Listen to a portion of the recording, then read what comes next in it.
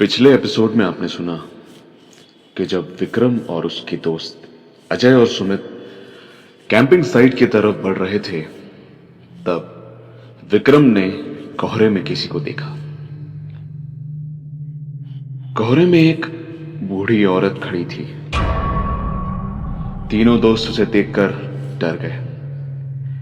वो इशारे से इन तीनों को अपने पास बुला रही थी।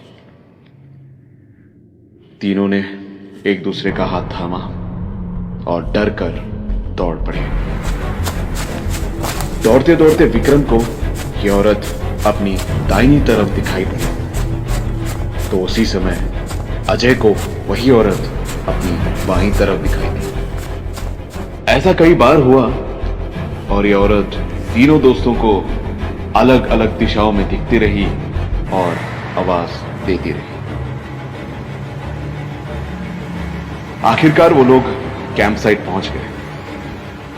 फुली हुई सांस, आंखों में दहशत और कांपते हुए होठों के साथ वो अपनी ट्रेकिंग टीम के साथ बैठ गए। ट्रेकिंग टीम के लीड ने इन तीनों से पूछा कि आप लोग कहां रह गए थे।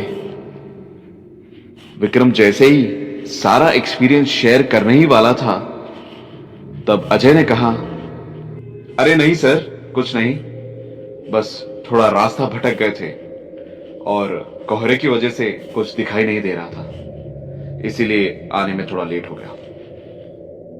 विक्रम ने अजय की तरफ देखा। उसे लगा अजय ये बात सबसे छुपा कर रखना चाहता है, ताकि शायद लोग उनकी बात का मजाक ना उड़ाए। जैसे ही रात हुई, तीनों दोस्त अपने टेंट में गए। तब विक्रम ने कहा, अजय, हमारे साथ जो भी हुआ, तुमने ये सबको बताया क्यों नहीं? क्यों नहीं बताया कि कोई बूढ़ी औरत साए की तरह हमारे साथ थी? इस बात पर अजय ने जवाब दिया, किस बूढ़ी औरत की बात कर रहा है तू विक्रम? विक्रम ने कहा, क्यों मजाक कर रहा है यार? सुमित, तू तो कुछ बोल इसमें, ये क्या बकवास कर रहा है? सुमित ने कहा, विक्रम, ये तो क्या बोल रहा है? कौन सी बूढ़ी औरत, कौन सा साया? हम तो चलते चलते सीधा कैंप साइट की तरफ आ गए। तू किस औरत की बात कर रहा है? यह सुनकर विक्रम मानो जैसे एक सदमे में चला गया। दूसरे दिन ये लोग वापस दिल्ली के लिए निकल पड़े। पूरा टाइम विक्रम फ्लाइट में जैसे चुपचाप बैठा रहा।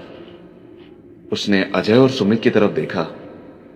दोनों एकदम नॉर्मल लग रहे थे, जैसे ही कुछ हुआ ही ना हो।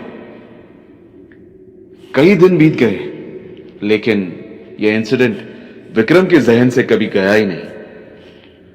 विक्रम ने कई बार सुमित और अजय से इसके बारे में पूछा, लेकिन उनका एक ही जवाब था, ऐसा कभी हुआ ही नहीं, ना ही उन्होंने कभी कोई बूढ़ी औरत देखी।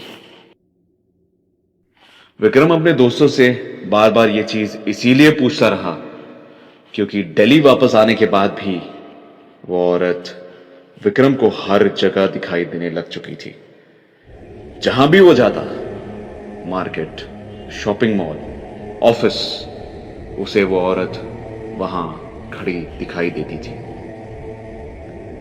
आज की तारीख में विक्रम का कोई पता नहीं, ना ही उसका फोन लग रहा है और ना ही अजय और सुमित को उसके बारे में पता है। क्या आप जानते हैं विक्रम कहां गया?